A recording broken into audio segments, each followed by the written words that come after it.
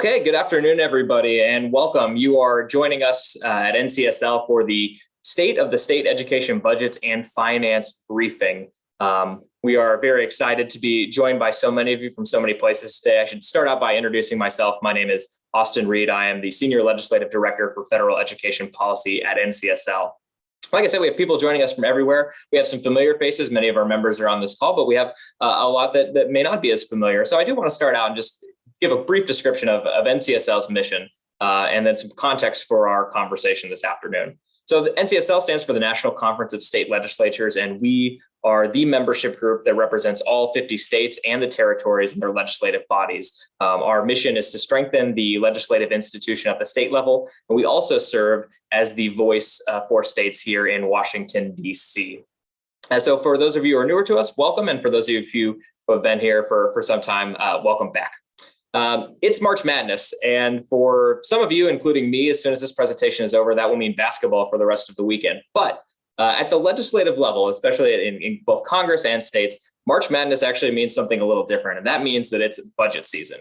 And education spending makes up a pretty significant portion of state budgets. Between K12 and higher education, it's somewhere around 50% of state spending on average. And so this time of year, everyone, especially in the education community, wants to know, what kind of funding can schools expect for the upcoming year? But this year, the question of education funding seems even more relevant, and that's for a couple of reasons. First, and I don't think this is hyperbole to say, we know that schools are facing more challenges than they probably ever have in their history. And so many are concerned whether they'll have the resources to meet the immense amount of needs that we've been hearing about in the field. But also there's some unprecedented federal provisions concerning state funding of education, and that's the maintenance of effort and the maintenance of equity provisions in the American Rescue Plan. These provisions have some new expectations for state education budgets and finance. So from the perspective of state legislatures, education funding is of a top concern this year. So it's within this context that we wanted to have a conversation around state spending on education, update you on state school finance reform, and talk about, just briefly, I think if we have some time at the end, implementation at the state and district level of the elementary and secondary emergency relief fund that was passed through a number of different federal stimulus provisions over the last couple of years. So without giving too much away, I think that we can safely say that there's more public investment in education today than ever before, and that there are a number of states that are working to update their school finance systems to make sure that they more effectively target resources. So just want to give you a little overview of the conversation today. So in our first part, we're going to talk about state education budgets. We're going to talk about 10-year trends in education spending. We're going to talk about the latest data for state budgets this year. And then we're going to talk with two legislative leaders about education funding in their states. We'll also talk a little bit about the challenges that states are having with the maintenance of effort provisions. Then in the second part of our conversation, we're going to talk about K12 school finance issues. We'll start with a little bit of 101 on how states distribute education funding. We'll talk about the principles of a strong school finance system. And then we'll talk about some challenges that states are having with the maintenance of equity provision in the American Rescue Plan, but more importantly, talk about different efforts that states have undertaken to improve their system of state education finance. And then, like I mentioned at the end, hopefully a little bit of time to talk about implementation of the ESSER program. So we have a very packed agenda today, so I want to get right into it. So helping me to talk about state budgets and education finance, I want to welcome in Dan Thatcher, who is NCSL's Senior Fellow for Education Finance and sort of a longtime guru on all things state budgets. And Dan, I want to get right into it and talk about education funding. And so let's start with K12 and let's talk about funding in the K12 space, say over the last 15 years or so. What can you tell us about trends in state spending on K12 education? Sure. Thanks, Austin. And I will say every month is March Madness for me. I don't follow sports much, but I follow this stuff very closely and love it.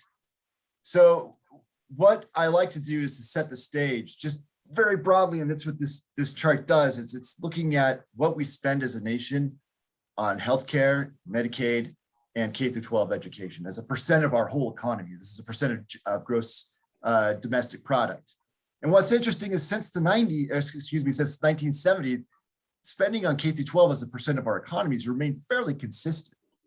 Meanwhile, our healthcare expenditures have grown in relative comparison to K through 12, pretty exponentially.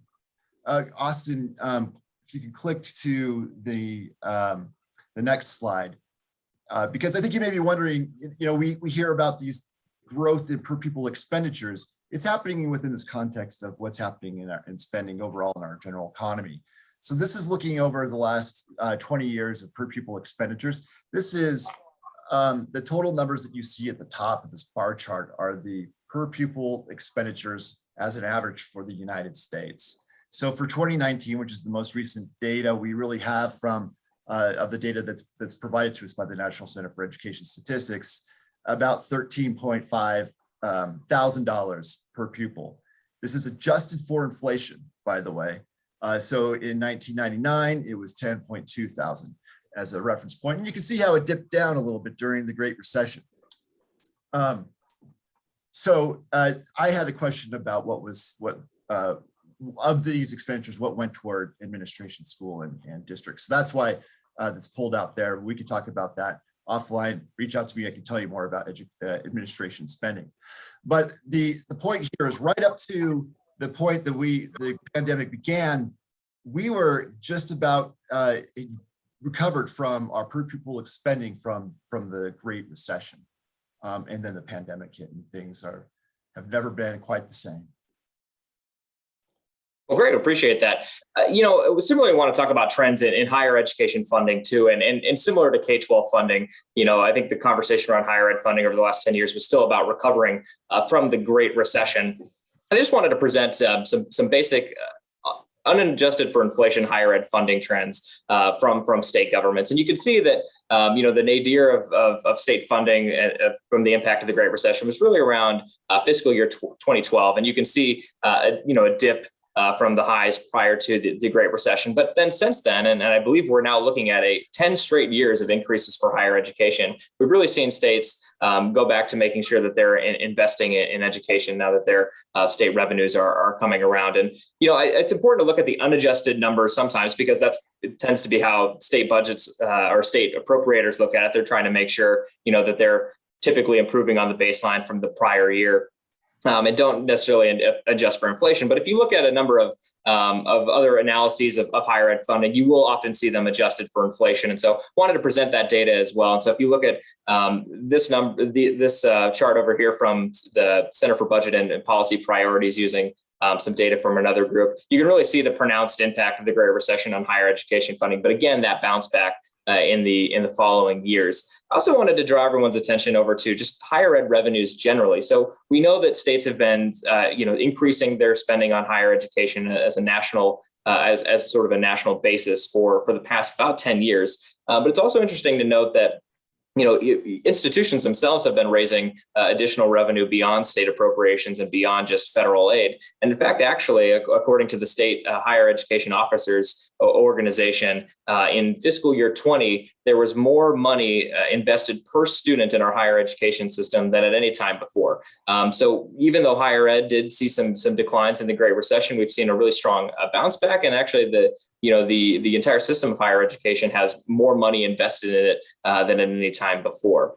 But right as the states were recovering from the Great Recession and beginning to reinvest, obviously the pandemic hit, and the pandemic hit in March 2020. That was towards the end of fiscal year 20 for states and during the fiscal year 21 budget process. And when that pandemic first hit, there was real concerns that steep economic declines would lead to steep declines in state revenue, and thus would have a major impact on state education spending. So, Dan, we've got about a year of hindsight on fiscal year 20 and 21. What happened to K-12 funding in those sort of early pandemic years? So I like to put this in context. Anything in education finance has to be put into context. You can't just necessarily say the numbers. So one thing I want to say is that in comparison to the Great Recession, when we looked at how legislatures treated education in their state budgets, from information from the National Association of State Budget Officers, they reported that 29 states made across-the-board cuts to all areas of their budget: transportation, education, higher ed, everything, just across the board, 5% cut, 6% cut, et cetera. When states do this, in particular in education, it can be devastating for those districts that rely most on state money for their revenue, because we'll get into this a little bit later, because of differences in the per pupil property tax revenue that local districts have to spend. When they don't have a lot of money, they need more state money to fill those gaps. And so when there's across the board cut in K-12, it can really impact property poor school districts. And that's what we saw. And there was some good research about what happened. So moving into this era, after we had these horrendous reports and forecasts on revenue, we saw that the states approached their budgets differently this time. And according to the same figures, only 7 states made across the board cuts. And then what I, again, putting it in context, I like to slice the data into per capita. We're talking about state budgets, per capita spending. And so this is what this is. We're looking at per capita spending on K-12 education. This takes out the federal money, by the way. This is just all state money. And the difference between fiscal year 2019 and 2020. Pretty soon we'll have the same graph for the 2020, 2021 revenue. But you can see it's actually not as stark as we once have thought, or maybe we're thinking it might have been at the onset of the pandemic. And this is actually, we saw some improvement from fiscal 2020 to 2021, 2022. We'll get into that. And I think we see similar trends over in higher education.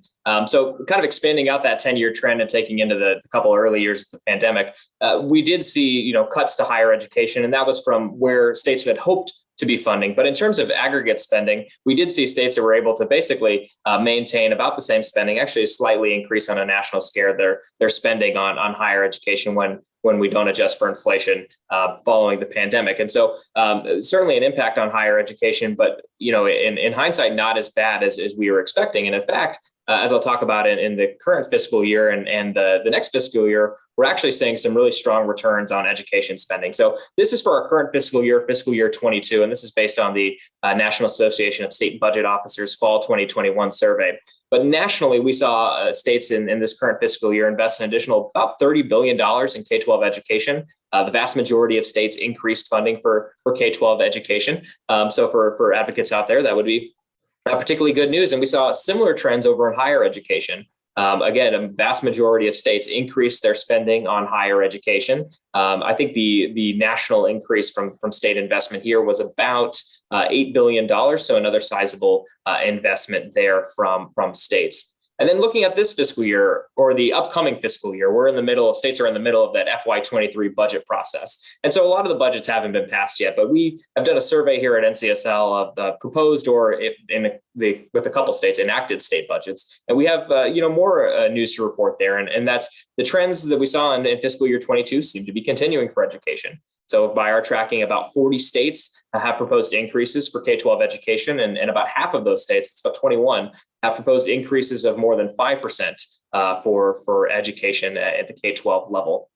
And then in higher education, we're seeing, similarly strong returns. At least 30 states have proposed increases as well. And we would note that just because we have 30 states that have proposed increases, some of the remaining states actually may be maintaining their spending on education as well. And so, it seems that, states are seeing strong returns from their tax revenue for these fiscal years. And I think that's due in part to a relatively strong tax economy, thanks to a lot of the stimulus measures that the federal government passed. So states have a lot of money, and they are, as one would expect, investing that in K-12 and higher education.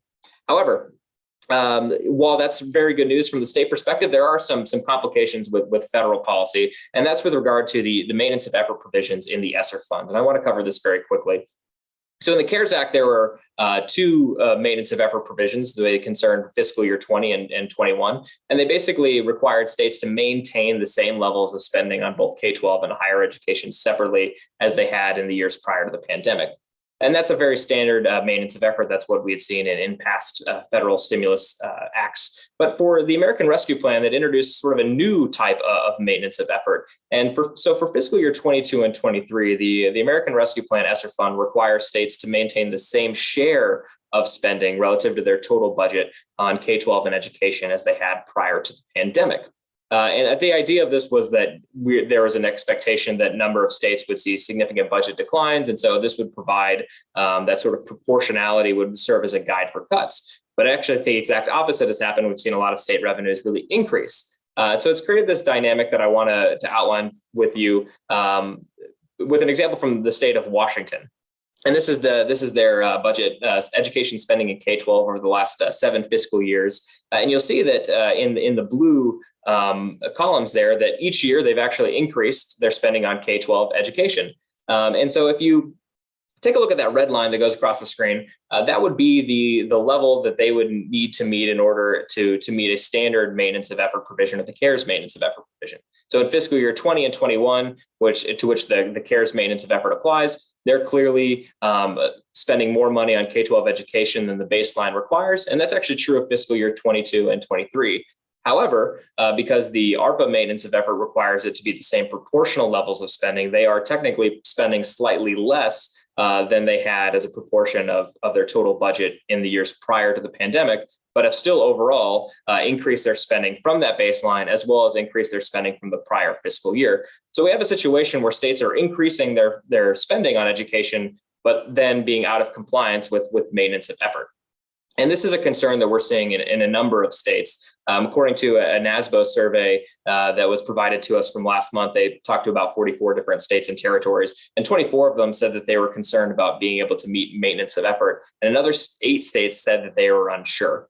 And we do know that a number of states have already submitted maintenance of effort waiver requests. The Department of Education does allow states to ask for flexibility from these provisions. And we've seen so far a fair amount of applications for the fiscal year 22 and even 23 timeframes. But we would expect as fiscal years conclude and fiscal years begin for more of these applications to come in. And so it's the position of the National Conference of State Legislatures that if the federal government is going to require federal maintenance of effort provisions, that they serve as either a guide for cuts or just ask states to maintain the same levels of spending. But in terms of determining how states spend additional tax revenue, it's our preference that the federal government play a much smaller role in that. So that's an outline of everything going on with state budgets and specifically challenges with federal provisions. I want to now move into a conversation where we get into the weeds a little bit. And so we're really glad to be joined by 2 legislative leaders in Senator Ann Millner from Utah, who is the majority whip of the Utah Senate and has been a longtime leader in education, as well as Representative Sharon Tomiko Santos from Washington State, who serves as the education chair in the Washington House of Representatives. And she is also the co-chair of the Education Committee here at the National Conference of State Legislatures, which is solely responsible for setting our federal education policy. So the first question I have for both of you, and we will start with you, Senator Millner. In your state context, in your experience as a legislator, what's the conversation around education spending been in your state for, say, the past decade or so? So, I mean, Utah is probably an outlier in that we're a state that has constitutional earmark on our income tax that traditionally has been earmarked for education. And with the constitutional amendment, that was for both public education and higher education. The difficulty for us, and that may sound wonderful that you have an earmark for that, but it doesn't always translate necessarily into education funding. And our income tax is growing much faster than our general fund. And because as people have moved from, we have only had sales tax on goods, not on services. And so as people have moved from, buying the lawnmower to paying to get their lawn mowed, we've seen a shift in income tax collection in our state. And so while our income tax is growing, so a couple of years ago, what we did was get a lot of our education partners to the table, et cetera, and say, can we kind of build a little more flexibility into this? And what we did with that was to ask them to open it up to allow us to use the income tax, not just for education and public education, but for other support for children and people with disabilities.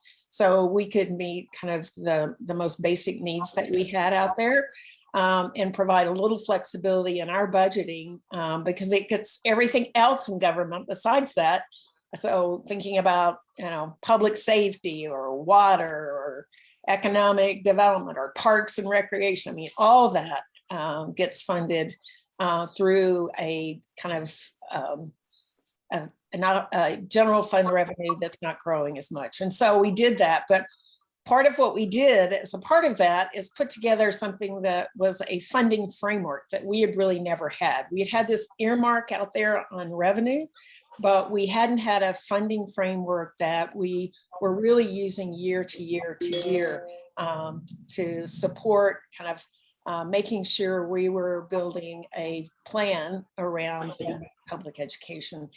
And we did that. We passed legislation that was enabled with the passage of the constitutional amendment, which said we will put in the base budget increased funding on an inflation factor as well as on a growth factor. That will go in our base budget. The other things, so we kind of start from there. The second thing we'll do is we're going to put money in an ongoing education rainy day fund because as noted, what happens oftentimes is you start funding education and then there's a cut and then they go down and it takes forever to get them back up to where they were. And so we said the only way for us as a conservative state to solve that is to have an ongoing education rainy day fund. And so we started filling that ongoing fund, but we use that money on a one-time basis to support education projects. So money's still coming. But if when we have a downturn, we'll be able to pull on that in order to be able to continue to support public education. And then the rest of our session comes about. So those are set aside at the very beginning of the session.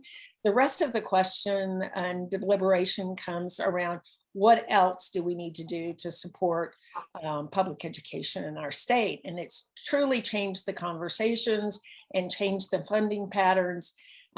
We have seen this last year, we had a 9% increase in public education. The year before that, it was probably a 7-8% increase in public education funding because we now have a funding framework that we're using. Right, we really appreciate the full overview of that. I mean, anytime you get into state education funding, it gets complicated very quickly. And that's part of the reason why we're doing this today, is just to illustrate states are making an effort, but there's considerable complications to making sure this is done well. So with that in mind, Representative Santos, give us the context from your view in Washington State. Sure. And first of all, thank you so much for inviting me to join you today. I think this is a really exciting opportunity for state legislators to hear from one another, but also to hear from your perspective and to share this information with our federal partners.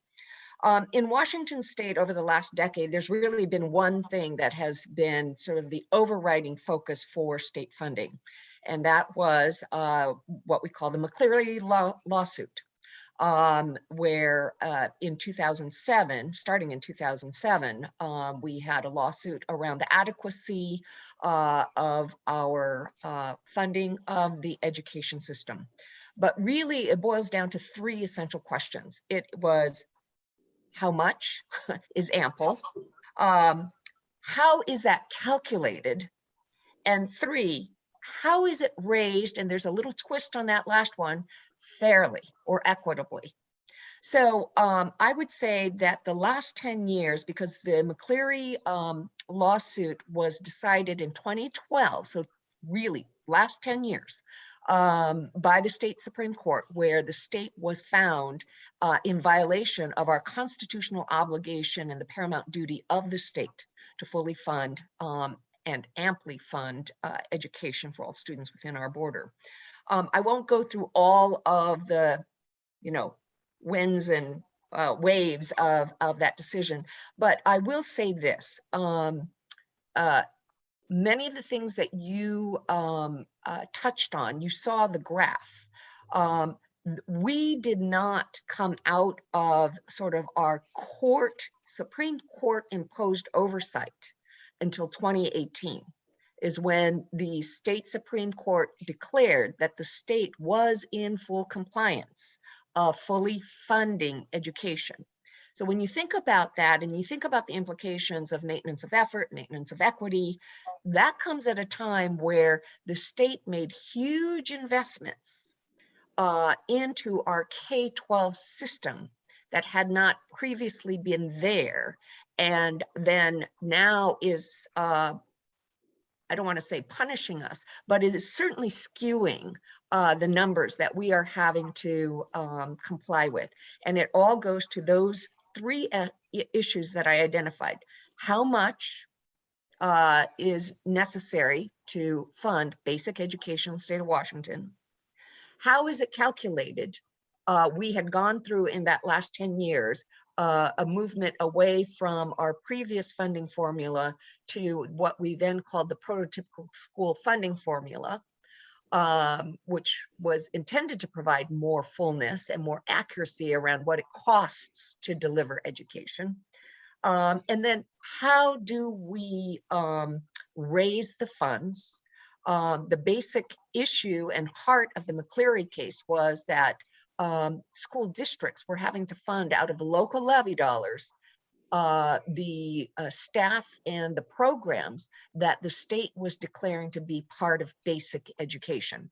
So we couldn't do that anymore, but we also had to pay attention to, of course, what everybody in every state pays attention to is how do you ensure that the state is paying for what the state deems to be basic education while providing enough flexibility, if you will, for the local districts to be able to raise funds locally for what the local communities deem to be their interest in basic education. And on top of that, how do you ensure that there's equity across all different property tax environments so that we're not putting our property poor districts at a disadvantage? So that's how I would summarize what's gone on in the last 10 years. That's a tremendously concise summary for as much as that's going on. We've been talking about how much funding and Representative Santos, you kind of teed up where we're going next, which is, how do you distribute that funding? But I think what gets lost in this conversation sometimes is, well, what do you, as a legislator, what do you hope actually comes of this funding? What are your state's goals for education? So Senator Millner, I want to go back to you, and then we'll go back to you, Representative Santos, with the same question. With these funding increases for education, what are your hopes for your school system? I think what we all want to see is increased learning outcomes for our students. This needs to be about helping every child succeed and being able to make the investments that we need to make. We're continuing to tweak our system in terms of, we have kind of a weighted pupil unit approach to funding using the income tax dollar side of this. And we're trying to begin to feather in an approach where we've got a student need-based component inside of that allows us to get additional dollars, places we need to get additional dollars, because we know, having studied other states, that when you make that investment, you can increase education outcomes for all students. And that's part of what we want to achieve here. The second piece of that relates to, as Representative Santos said, for us represents to that whole equalization issue, kind of property tax poor versus property tax rich side. And how do you make sure that what you're getting to support children is not zip code dependent? And we continue to work through that, and we're making progress, but we're not all the way yet. But I do think continuing to work on equalization will be important to us, continue to work on student need-based funding. And then for me, something that's really important, but I will label that we don't tie funding to seat time or to days, that we begin to say it's oriented to the student and finding absolutely what's going to best work for that student and supporting that student, because every student learns differently and they have different rates of learning and different rates even in different subjects. So how do we make sure we don't constrain our ability to let students move as fast or as slow as they need to in perhaps different areas based on a funding formula that just says you got to be in a seat somewhere, versus you can learn from so many different environments. And the silver lining of the pandemic is we learned, I think, two things from that.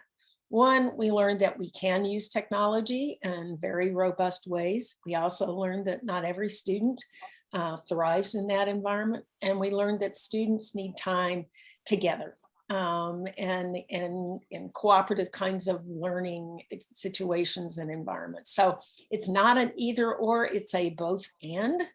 And that both and needs to be there, and then it needs to be more individualized based on the individual student, which means, I think the third piece that came out is we've got more parent engagement and involvement than we've ever had before. And parents, having seen it and tried to work with it, et cetera, I think have more understanding of where their student is and what they need. And we have to actively engage our parents in becoming part of the process of thinking through the educational plan for that student. Representative Santos, what are your goals over in Washington State? Well, I would say that Senator Millner could have been taking my speaking points. I will say this though. I won't necessarily elaborate on what the senator just shared.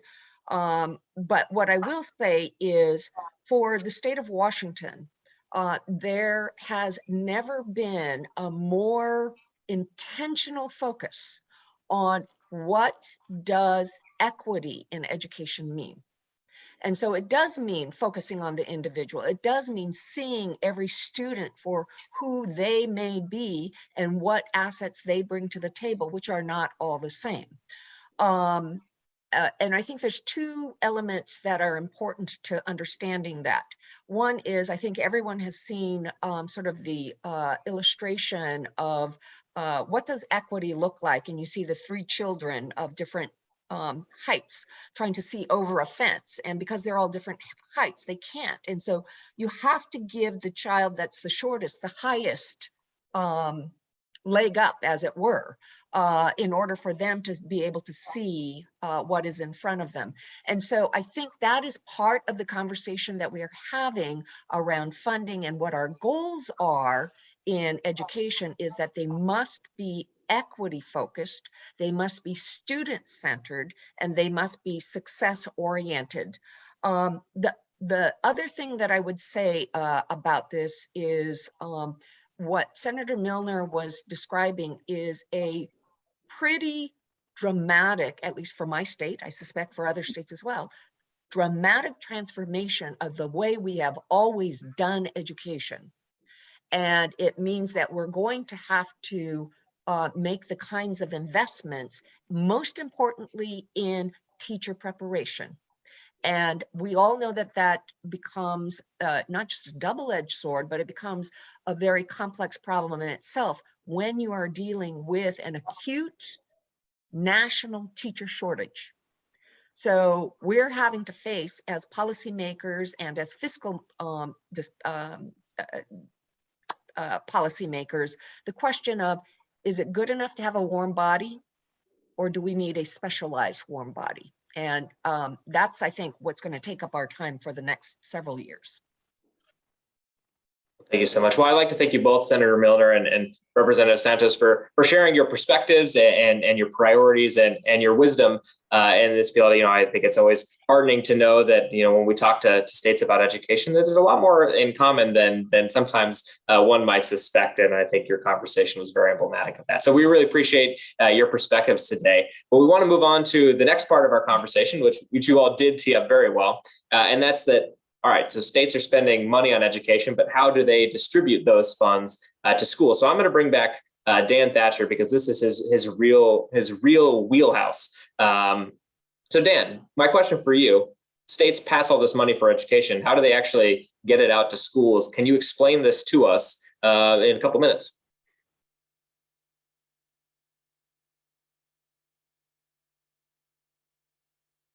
You're on mute, Dan. Of course I am. Yeah. So I am going to make this quick by using this quick demonstration on PowerPoint, and go ahead, Austin, and click through all the different animations. And I'm going to go through this quickly. So what we have basically, the foundation formula is the most common type of funding formula across the country. Roughly 40 states rely on this type of mechanism in some shape or form. But we talk about, and you taught this, is their weighted pupil unit. Other states will call it their base funding. But we started with the dollar amounts that for basic education, let's say it's $8,000 that every student ought to get. Districts count how many students are either attending or enrolled in their district. They tell the state. And so, we have so many students, 24 students, say, in this district, and then so you equal it out, and that's how much money the district should have for their total program.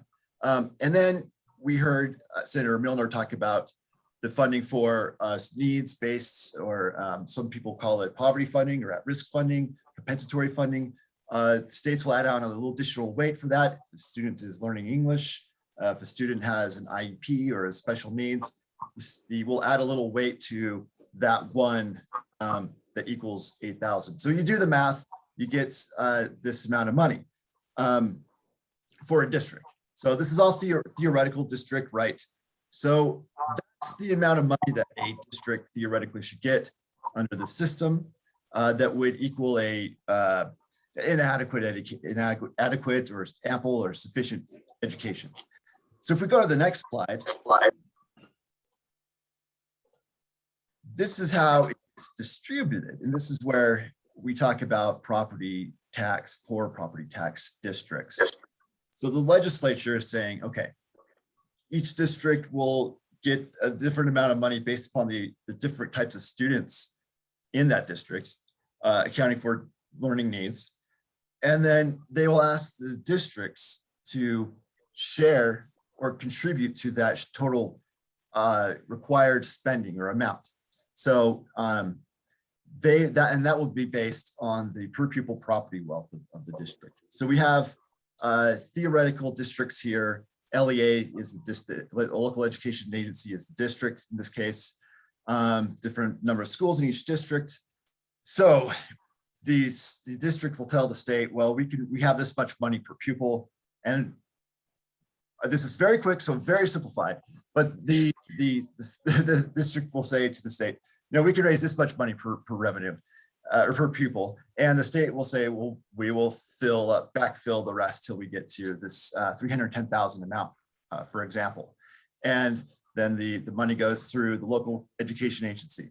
But there is a really important point I want to make at this juncture. So the money from the state goes to the local education agency, the LEA, the school district. It doesn't mean that the state money goes to the individual school where that student lives. It stops at the local education agency, and then the local education agency and state boards of education are responsible for allocating all those dollars. And this is where things get really complicated, because there's an assumption that if you live in a wealthy neighborhood, that your property taxes went to fund the school there. That may be true if it's across district boundary lines, but if you're in the same district, you're all drawing from the same revenue pot at the district, not on your neighborhood. Your local neighborhood doesn't raise revenue. It raises revenue and sends it to the district. And then the district makes decisions, the school board makes decisions about how to allocate that money. That's a very important point that gets confused in all of this. But no, I'm glad you. Go ahead. Oh, no, I'm glad you made the point. I'm wondering, you've kind of outlined this, how the money gets down, but I'm curious if you could talk a little bit about, what are trends that you're seeing in terms of changes to state finance systems? We see this general structure, but what are some problems that states are trying to solve, and how many states in your estimation are working on these issues? So I'm glad that Representative Tomiko Santos and Senator Millner spoke before me, because those are exactly the same issues that most states are working on. By far and away, before the pandemic, I almost called it the Great Pandemic, which will be called that at some point. But before the pandemic, the most frequent question I would ask would be this question about student need, and how do we measure that? How do we know that 0.35 is the right weight? Or how do we know if we should send $1,000 extra to the district, or whether the state even should? And then how do you identify students who are in need, who are living in poverty? So these questions were paramount before the pandemic. And I thought it would quiet down after the pandemic, but the pandemic really just highlighted the need for this type of sensitivity in the funding formula, because the needs were great. They were really brought to the fore, and the needs changed too because of the pandemic. So still to this day, many states are working on and it's called different things in different states, but the concentrated poverty weights, or the at-risk weights, or the compensatory aid weights, needs-based weights, et cetera. So that is probably the top of mind here and that can play into any formula that the state has, whether it be a grant-based or foundation formula. So that's the one part of it. And then the other part that is kind of always been a perennial issue in state finance that's that, how do you measure the local need, and how much reliance do we need on the local revenue compared to state revenue, and trying to find that right balance between state and local revenue. Because we know from prior recessions and from just the last few years, the property values and property tax revenue remains fairly recession proof. In fact, property tax revenues go up during recessions when income tax and sales tax drop and decline. So it is an important part of the mix of total revenue that goes into the K-12 system, but it's that balance. And how do we make sure that there's taxpayer equity? The similarly situated taxpayers are treated similarly and getting the same education benefit from their tax rate. So that's the other big issue that we've seen. And again, like I said, it's a perennial issue. It never goes away. And it's actually, our mix of state and local revenue has not changed that much over the last 10 plus years. Well, thanks, Dan. I appreciate your perspective on that. I want to delve into actually, get into one state's perspective. And so I'd like to welcome on Marcus Benjamin, who is a senior policy advisor for the Ohio Majority Senate staff, and has been working on a number of different education finance issues. He's obviously not the driver of those reforms, as he's not a legislator, but he is a legislative staffer. And so as a result of that is often in the weeds. And so, Marcus, we want to hear from you about what Ohio has been doing. So just to tee this up for us, can you tell us a little bit about, what kind of problems did Ohio identify with its K-12 funding system in recent years? Thank you, Austin, very much. Pleasure to be with you all today.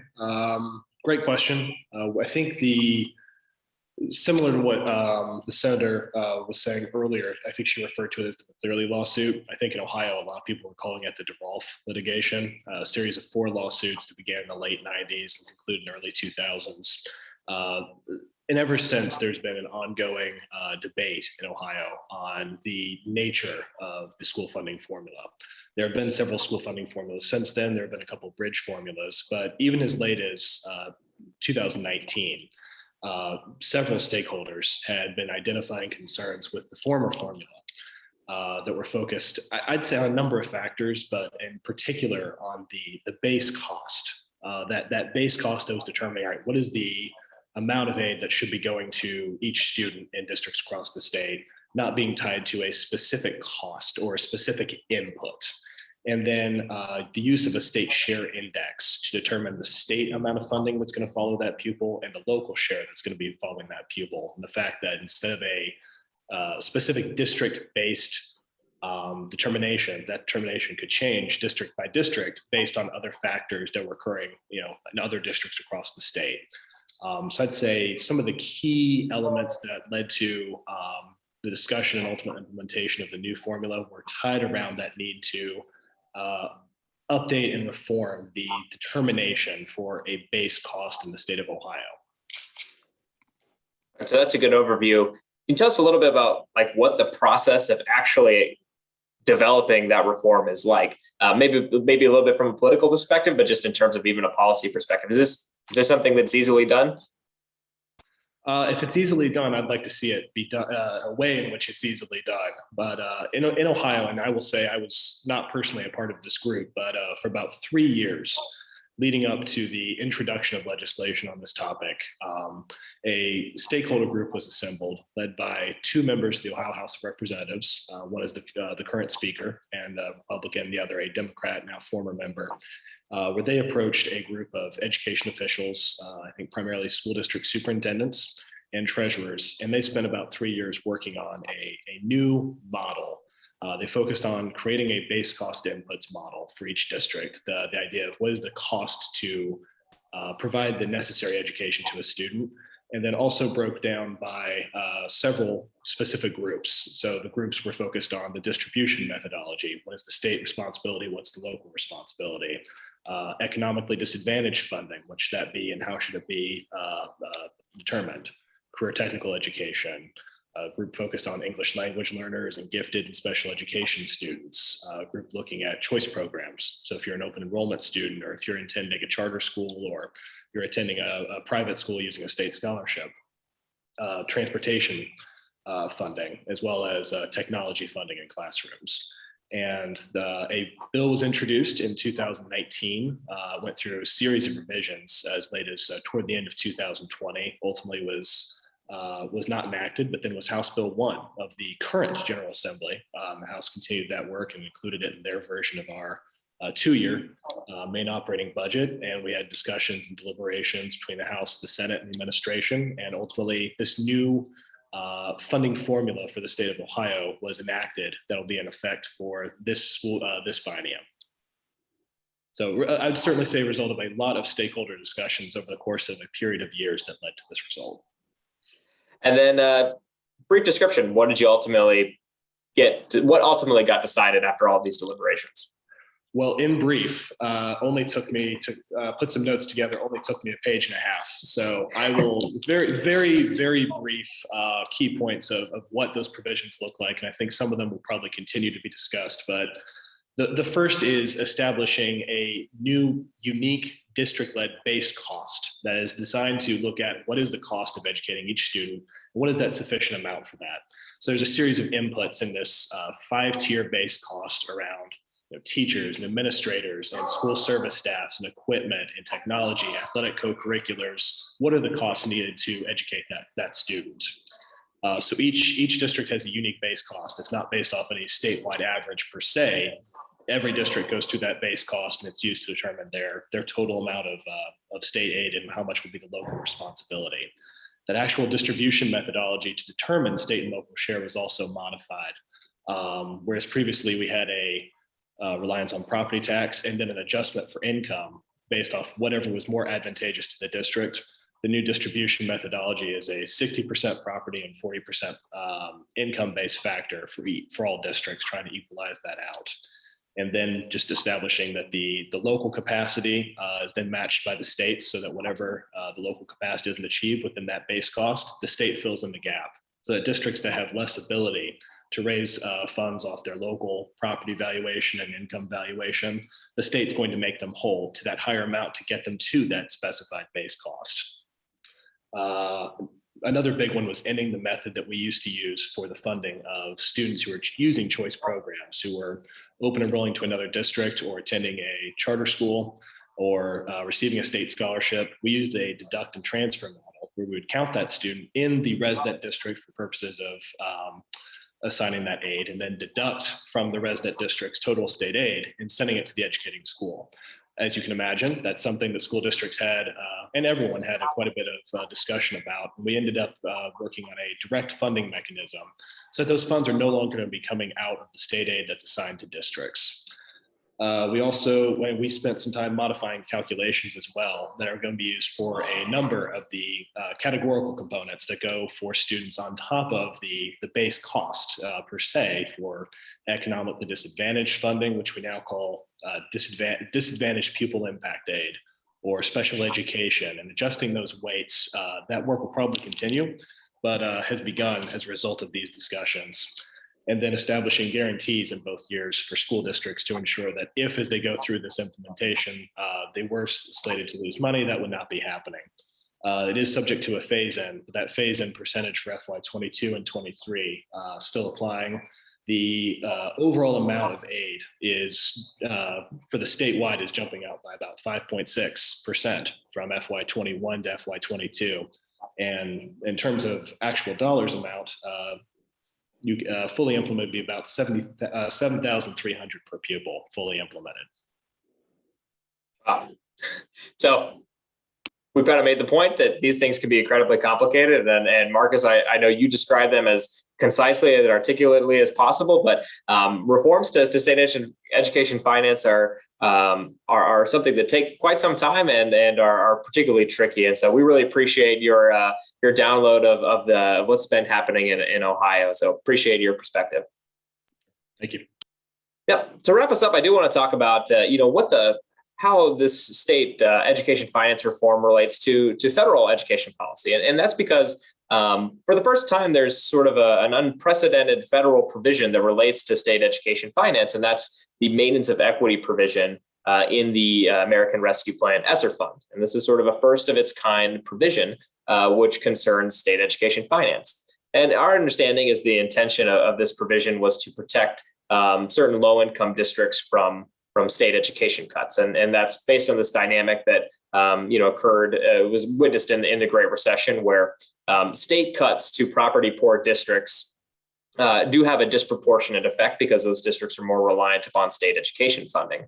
That being said, when a state is cutting funding, as Dan illustrated and Marcus explained, it's providing a per pupil amount, and that's going down to the school. But, states are not discriminating their cuts between certain school districts. It's simply a mix of the state's funding formula and the local property base. And so this was a dynamic that was observed during the Great Recession, but isn't necessarily, an intentional cause or the intentional effect of state funding formulas. And so this maintenance of equity provision tried to prevent any cuts from harming low income districts. And fortunately, we've seen very few education K12 cuts during the course of the pandemic. So that's a good thing. But we have seen some states that have had some difficulties with this maintenance of equity provision just because of some quirks and peculiarities in the funding formula. We've also had a number of states, at least one that we're aware of, that enacted some funding reform prior to the pandemic.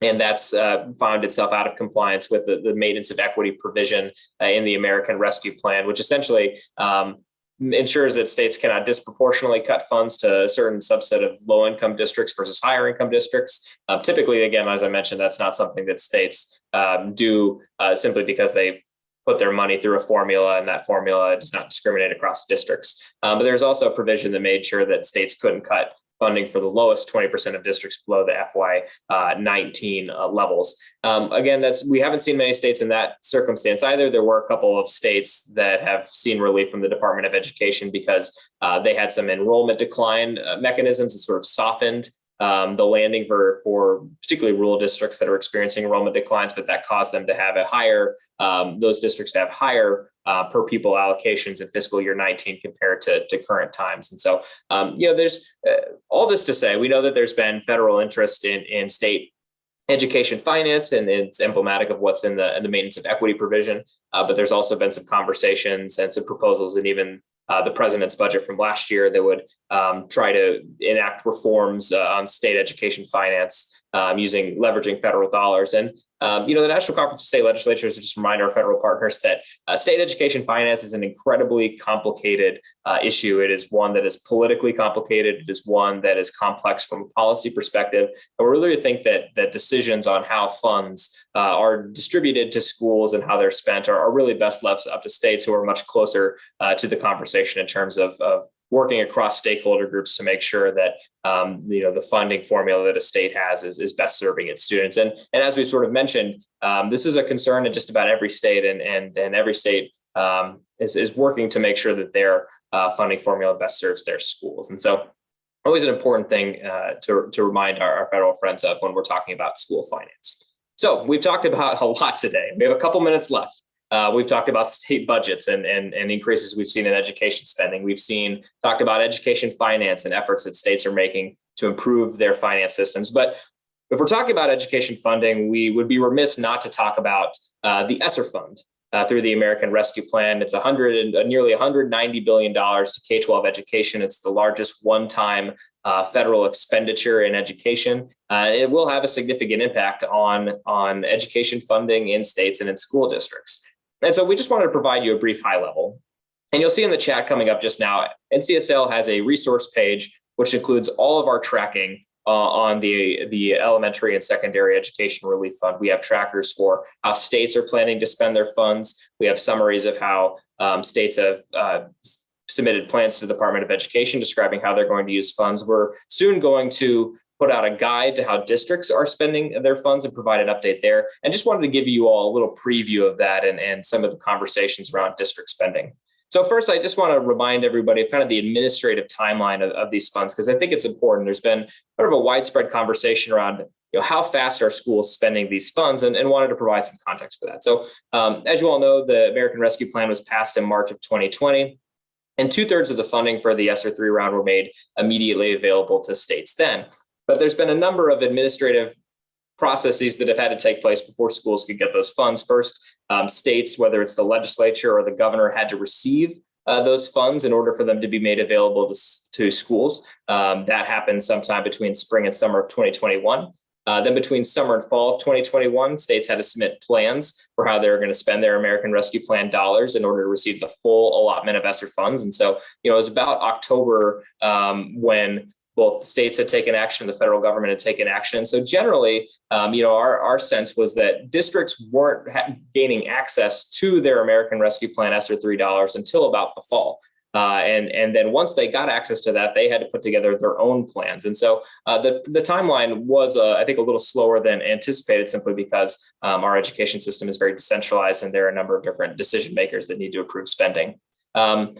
We have seen a number of states talk about a number of broad strategies for addressing a number of the challenges that we see in our education system. Many states are looking at tutoring and supporting students with disabilities, improving curriculum, and assisting with mental health. But at the district level, we have seen a lot of headwinds that have been impacting spending. Districts have, of course, faced significant capacity challenges this fall. Staff have spent a lot of time responding to the pandemic and doing contact tracing and other mitigation strategies. There's been widespread staffing shortages, school bus drivers, cafeteria workers, as well as just increased student needs that have really challenged districts. And I think put them in a place where really being thoughtful about spending new funds has been sort of challenging given all the other issues that they're dealing with. But there is beginning to be a picture of district spending that's emerging. So I want to end with this. And this is from some data from our friends at burbio.com who have been tracking ESSER spending in over 3,000 different districts. And so the data we have is representative of about 60% of the US public school population. But we're seeing that a significant majority of these funds are going towards interventions to help students recover from unfinished learning and academic challenges. A number of funds have gone to making sure that schools are able to retain staff and provide them with professional development. And then another significant amount of funds have gone towards making sure that schools are equipped to deal with the challenges of the pandemic. And so we're at NCSL are committed to understanding how these funds are being spent. And I think state legislatures are very interested in making sure that these funds are spent well and invested in our students for their academic and social and emotional well-being. So we're going to end there. We have covered a lot of ground today. Again, there is more money in our education system than ever before. There are, of course, more challenges, but we wanted to communicate to you all that the states are making significant efforts towards academic recovery. And we look forward to being in communication with you all about those efforts and appreciate all the time that you've given to us today. We'll make sure to circulate a recording of this so you can have it for your records. And we hope to see you all again soon. So thank you very much and enjoy the rest of your day.